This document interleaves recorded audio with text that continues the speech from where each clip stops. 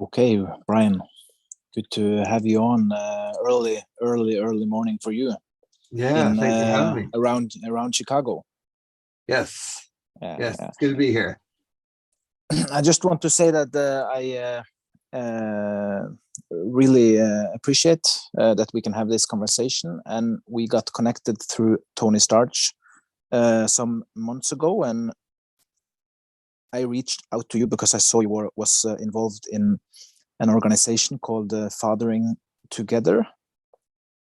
Yes. And I saw you was working on coming out with a book and really involved in things around fatherhood. So maybe you can tell us a little bit about yourself to start with, and then we can try to dive a little bit in afterwards. Yeah, sounds good. Hmm. I'm a father of two amazing daughters. They hopefully will not wake up and interrupt us. They need their sleep. And I've been married to my wife for about 11 years. And fathering together really came out of the fact that when my first daughter was born, I didn't have very many friends with children. Most of my friends were still without kids or weren't even married.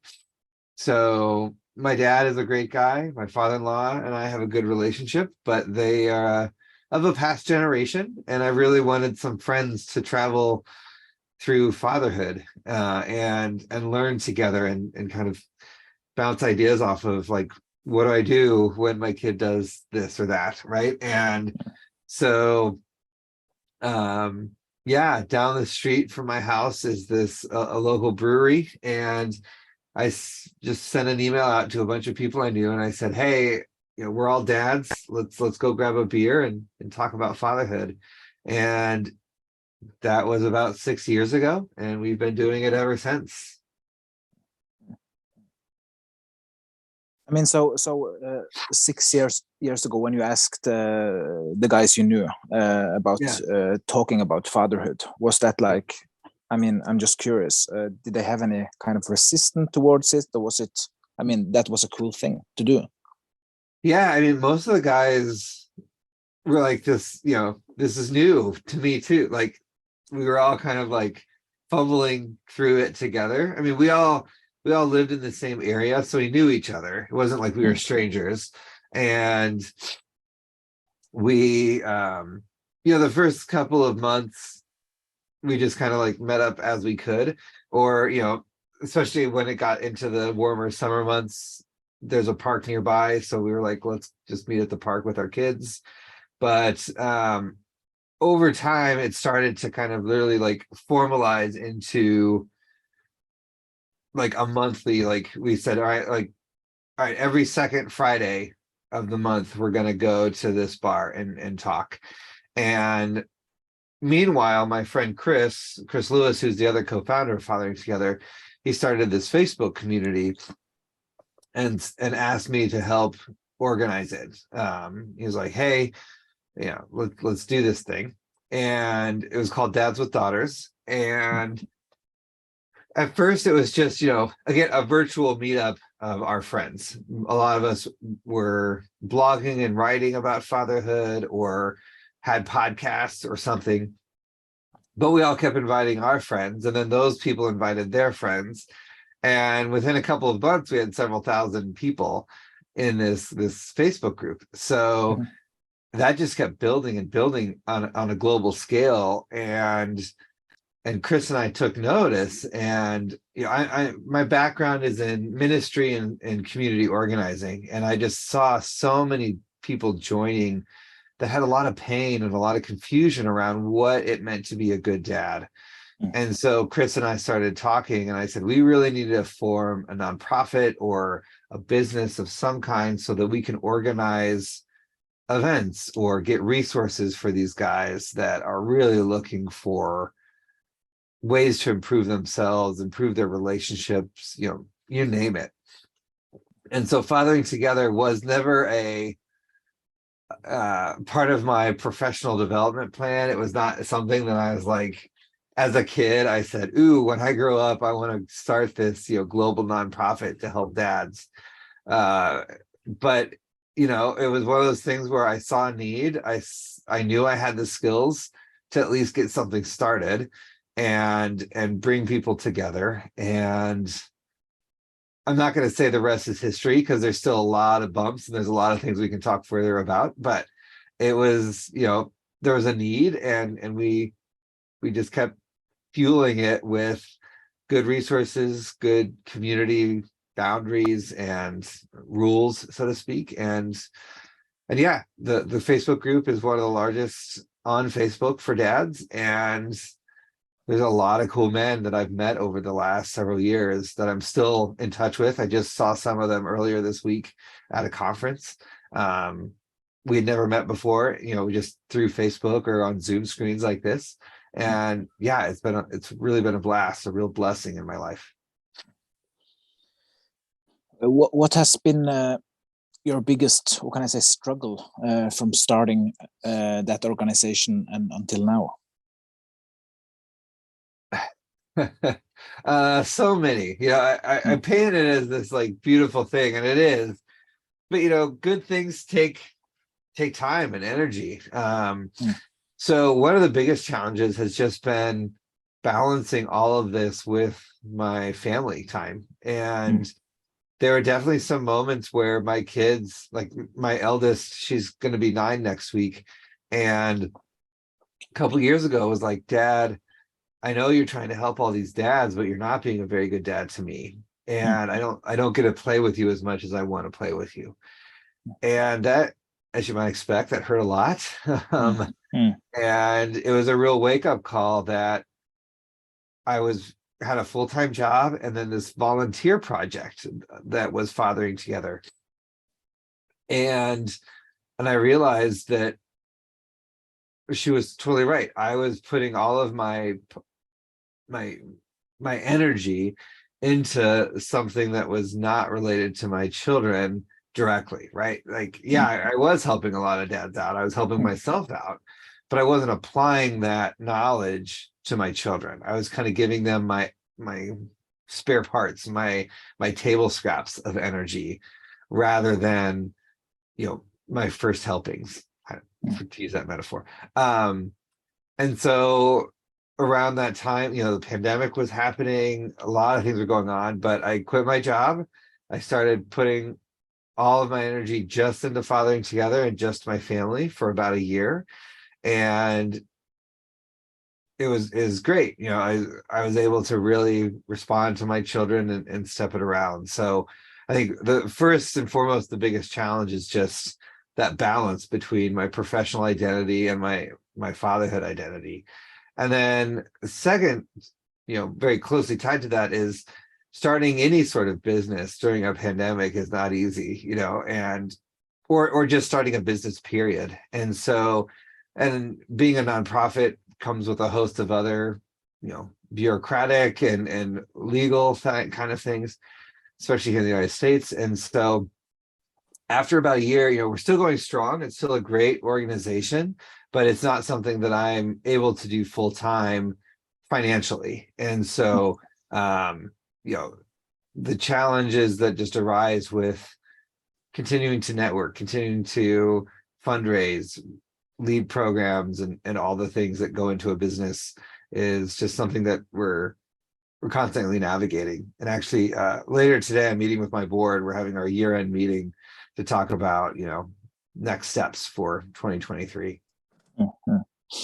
And thank you for your honesty. And I think what you shared is very important. And I think that is a story of many men, like the balance between work and spending time with their own children. Yes, for sure. And I think that's part of why with Fathering Together, we're focusing on that, right? Like, I don't want to say Fathering Together is my own personal therapy session, but a lot of what I go through, especially in those early years with the Facebook community, I would post about, and a lot of guys would reach out and say, I'm going through the same thing. What are you learning? How can we learn together and help each other out? And I think when we looked at the landscape of fatherhood businesses and just kind of like the family health sector, there was not a lot of emotional intelligence, communication skills for dads. And so with Fathering Together, that's really kind of where we're carving out our role, is creating workshops, creating conversations around that emotional intelligence, that emotional connection, not just being a quote unquote breadwinner or the financial provider to a family, but really talking to dads like we're human beings, and how do we have those human connections with our children in a developmental sense, right? You know, a 5-year-old isn't going to have the same conversation as a 15-year-old, but you can start laying that foundation early on with your kids, that you're physically present, you're emotionally present, and talking through the tough stuff, rather than assuming, oh, my partner will do that, or they'll learn it somewhere else. No, it's got to be you. You're the dad. Yeah, and the book. What is the title of the book? It's the same thing. They're both called Fathering Together. So my book came out a couple months ago. It's called Fathering Together: Living a Connected Dad Life. And there are a lot of different titles that we went through, but in the end, all of my friends were like, no, you got to keep it the same. It's a great title. So yeah. Is it based on stories, or what is the book based on? Yeah. So there's a lot of stories. I interviewed 50 dads, and plus all the informal conversations I've had over the years.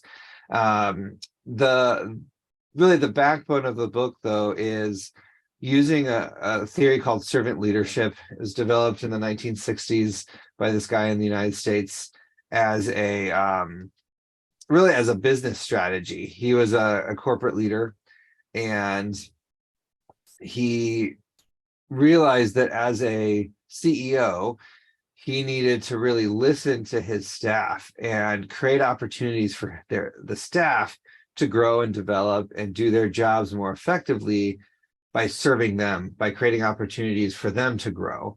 And he coined and really see himself as a servant to his staff, rather than this authoritarian or dictator of a boss. And over the years, you know, there's hundreds of books by other CEOs that have used his theories and, you know, developed things here and there. But as I was talking to dads and really researching what are effective fatherhood strategies, I realized that servant leadership is a great model for fatherhood too. And no one really was writing or talking about it. So a friend of mine was like, you got to write the book then. Like, this is your book. And so I don't take every aspect of the model, because some of them are very business centric, but so many men, at least in the United States, I'm sure the same in your community, in terms of we're raised to be thinking about business and what do we do with our career, and how do we, you know, find jobs and bring in money and all that kind of stuff. And so for most of the work I do individually with men and fathers is based on, how do you translate your career back to the home? What are you learning in the office around team management, around leadership and communication skills with your coworkers or your staff? How can those same things be applied with your children and your partner? And so that is, you know, very much interwoven with the stories that I was hearing from all these dads. And so talking about, you know, communication, talking about accepting your children and understanding their strengths and their identity. It's talking about, how do you be present and really listen to your children in ways that doesn't involve just sitting down and talking over breakfast, but you know, every tiny little conversation that happens, what can you glean? What can you learn? Who's their best friend? Why do they have the best friends that they have? And really use that to your advantage, and get ahead of that and say, oh, my kid was talking about the piano. Maybe we can look into piano lessons. Or my kid really likes doing math. Is there a math like club or some sort of enrichment that the kids can do together? and use that as fatherhood. So that's really where the book kind of grew and just kept growing into what it is. I was just checking the different Facebook groups in Fathering Together, and I saw that there was a lot of different groups. Yes. Like some groups for dad with daughters, dad with sons, dad going through addictions or some kind of recovery. Yes. Yep.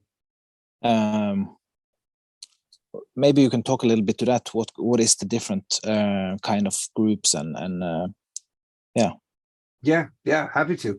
So Dads with Daughters was the first one that Chris and I started, and that was because we both have 2 daughters, and so that's what we wanted to do. And then as the groups grew, especially back in 2019, Facebook was running a campaign called More Together, where they were really pushing people to join different social groups. So it wasn't just you have a profile, but you're also involved in these different clubs or groups, whatever. So they used our group as one of the examples to join. And that, as you can imagine, when Facebook puts an ad out with your name, you're going to get attention. And so we started getting thousands of members joining every day for several months. And a lot of them were asking questions. A lot of them were posting things that were not focused on fatherhood and raising daughters, and which is going to happen. No problem with that necessarily, but we were getting other members saying like, I don't really care about this person with an addiction, or I don't care about this person who's going through a divorce. I feel for them, I'm sorry for them, but that's not why I joined this group. And so we kind of put a call out there to membership to say, hey, this is really a space to talk about our journey of fatherhood with our daughters. If you're interested in, addiction and recovery from alcohol or drugs, would you want to run a group with us? And so there are a number of guys that, volunteered to kind of join our leadership team. And David Bullman was the guy who came up with the addiction and recovery, because he's in recovery himself. He's a great guy out of Colorado here in the United States. And he's like, hey, I'm happy to join your organization and do this thing. I do it locally already. I'm happy to do a virtual version of it. And we said, great. So yeah, at one point we had maybe like 20 different groups. And in the last couple of years, we've slimmed it down. Like we had one called Gamer Dads, and the guy who was running it is a great guy. He's out of Detroit, Michigan. And we said, you know what, why don't you just take that and make it your own thing? And it doesn't, not that we had anything against him or what he was building there, but it wasn't really necessarily fatherhood oriented in the way that we were building Fathering Together. So we kind of let some of those groups go because, as a business, sometimes you have to say no to something, and it's still running. It's shifted more. I think he's moved to Discord or Twitch or something where it's more of a gaming platform. But he's got a couple thousand dads that regularly converse around how does playing games serve you and your children as a way to communicate and to build a relationship. So it's a great avenue there. And even with the addiction recovery, we have links from our website to those groups too. And it's a regularly, every month we get several hundred dads looking for help, and they find their way to that Facebook group and get the support and recovery that they need. Yeah. I was just curious about something. I mean, I'm not an expert in parenting. I'm still learning. Sure. But Okay. what do you think is the difference between raising a girl and raising a boy, if there is any difference at all? Well, I'm only raising 2 daughters, so I can't speak to raising a son by my own personal experience. But I think, here in the United States, and I'll try not to get too political, but, there's a lot of norms around what a boy can and can't do and what a girl can and can't do. I don't necessarily prescribe to those ideas. I'm if my girls want to do something, I'm all for it. But I think,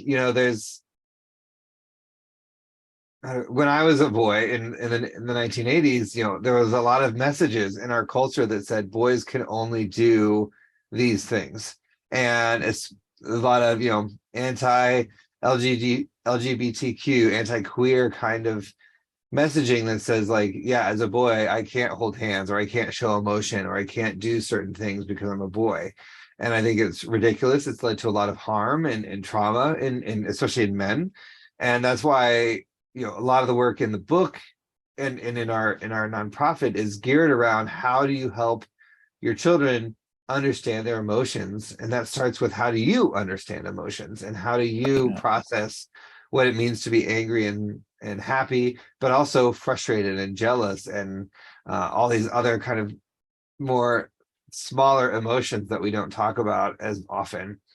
And so as a dad, you know, there's definitely things that my girls are very emotional, but they get pretty aggressive and they get into fights. and and it doesn't look that different than my neighbor who's raising two boys.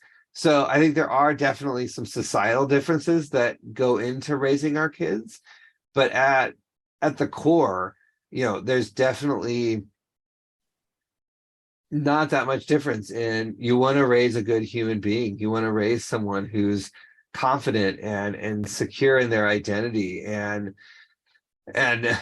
sees the world as opportunity rather than a place to be feared or to be afraid of. Well, I can't do that because fill in the blank. Well, okay, maybe, right? Like, my girls are not super tall. We're not going to be raising superstar basketball players. You know, that's fine. But when it comes to math, or when it comes to careers, or opportunities, I don't want them to be thinking, oh, I'm a girl, I can't do that, or vice versa, I'm a boy and I'm not allowed to do that, right? Those kind of thoughts I never want to have enter my daughter's mind. And I get that from many dads who are like, I'm raising my son, how do I work through this issue with them, and how do I help them understand their role and the privilege that comes in our society, at least in the United States, around masculinity, and how can we have a respect for that privilege, and how can we try to work through that privilege in a way that is going to be beneficial to everybody rather than, you know, detrimental or something. I hope that answers your question. Yeah. Yeah, thank you for sharing. Yeah. And we are going closer to the end, and I wanted to ask you about, so if you have 1, 2, or 3 advices to any dad who is going through something, maybe struggling. It can be related to career, it can be related to emotional intelligence, raising a boy, raising a girl, whatever. I mean, I think there is still a lot of shame about not being perfect, not being the perfect dad. And I mean, I think it's important to normalize that going through a challenging time in one way or another, it's completely normal. And it's like the quality of asking for help, especially for men. So in my book, there's a couple of chapters that kind of kick things off with like history and explanation, and then I kind of get into my rules or guidelines, and the very first one is recognizing that we're not perfect. And I started the book off with that for 2 reasons. One, because don't put the pressure on yourself to be perfect, right? Like, no one's perfect. We all say that, but to truly believe that your imperfections make you the dad you are, right? Like, your kids have you as a dad. They don't have your neighbor. They don't have the guy down the street or some kid from school. They get you, and you're going to make mistakes. You're going to have flaws. You're going to yell at your kids when you don't want to. But if you talk to your children and repair the damage when you make a mistake, and explain, hey, you're right, daddy made a mistake, I'm going to go have a timeout, or I'm going to, like, you know, I don't know, have a punishment for myself, that helps your kids recognize, oh, okay, daddy's not perfect. That's okay. And that allows them to not be perfect as well. And there's lots of research that shows how detrimental it is for children to think they have to be perfect. Just last night, my daughter was like, I didn't get an A on this test or this quiz or whatever. And I told her, I said, I don't ever want you to get an A plus. I never want you to get a perfect score on a test, because then you're not reaching your fullest. There's not room for you to grow. Like a test is not to get an A on. A test is to show where you still need to learn. And she was like, oh, I never thought of it that way. I was like, and in the back of my mind, I was like, I just made this up out of the blue. I've never thought of it this way either, right? Like, but being a dad changes things. So don't be perfect. Don't try to be perfect. Just be you, and help your kids understand why you are who you are. And then the other piece is just be present as much as you can. And if it comes down to, I need an extra 15 minutes at the office today, how are you going to make up that extra 15 minutes to your kids? Or how are you going to manage your time such that you aren't running long at work, and so that you can get home, or that you can spend the weekend not having to check your work email, or not having to answer a crisis, but truly be present to your children, so that you can start to pick up those nonverbal cues as to what they really like, and who they really like, who are their friends, and so that you can kind of get ahead of the game as much as possible, if it is possible at all, because there's plenty of times where I'm playing catch up with my daughters, because they're always inventing something new for me to learn about them, right? And I'm sure it is for you and your listeners. There's always something we can learn about our children. We're never going to solve them completely, but when we're present to them, then we're going to learn so much more, rather than checking in and doing fatherhood from, when you get home from work to bedtime, and that's it. No, fatherhood is a 24-hour game, and the more you can be present, the better. Yeah. So I would say those are the two things I'd leave your audience with. Stay curious. And stay curious. Oh yeah, always be learning. Have a lifelong learning mentality, because anything you learned as a kid is going to have changed by the time your kids come around. And for math in the United States, they teach math differently now than when I was a kid. And it's not better or worse, but I had to relearn how to talk to my kids about math because of it. And but even regardless, like when my kids see the world, it's through a very different lens. There wasn't, I didn't have a computer, right? As a kid, like personal computers were just becoming a thing when I was a kid. And so, but they have like 5 at their disposal at any given moment with screens. And so the way they view the world is very different. And so being able to put myself in their shoes and look at the world is helping me relearn so many things that I never thought I had to. Yeah, thank you for sharing, Brian, and again, I deeply appreciate it to have you here, and we maybe do another show another time. Yeah, have to come back anytime. Thanks so much. Good to have you on.